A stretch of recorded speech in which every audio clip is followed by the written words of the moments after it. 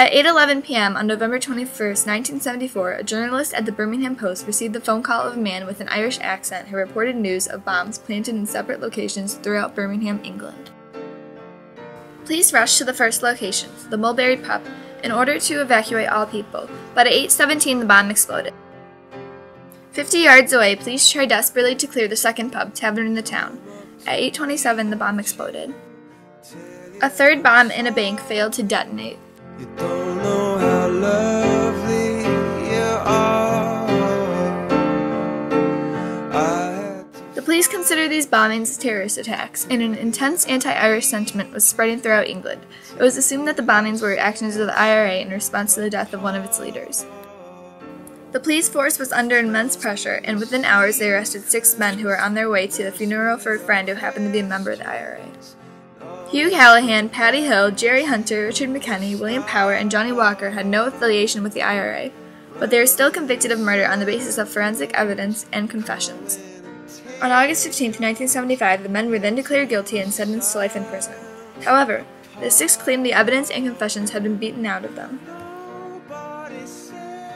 Although 14 prison guards were charged with beating the men, a jury acquitted the guards. In response to this acquittal, the 6 initiated a lawsuit against the guards a year later, but in 1980 this suit was invalidated by the Court of Appeal.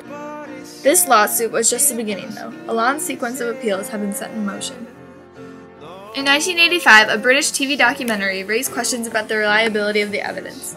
In the following year, a British author published a book that claimed 3 other men had carried out the bombings. In 1987, the Secretary of State for Northern Ireland put in an appeal for the 6 men, but a year later the court decided to deny his case. The Secretary of State put in a new appeal in 1990, and within 6 months, the Director of Public Prosecutions took action. He announced that, after a thorough review of the bombings, a lack of evidence was obvious and that the court could no longer stand behind their convictions. On March 14, 1991, the court repealed the sentences of the Birmingham Six, and they were let free. Upon his release, Paddy Hill said, "For 16 and a half years, we have been used as political scapegoats.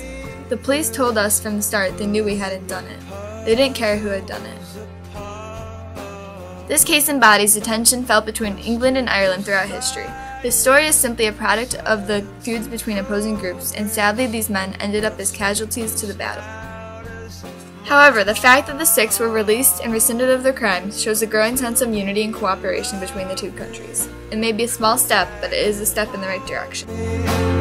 Oh, and I rush to the stars.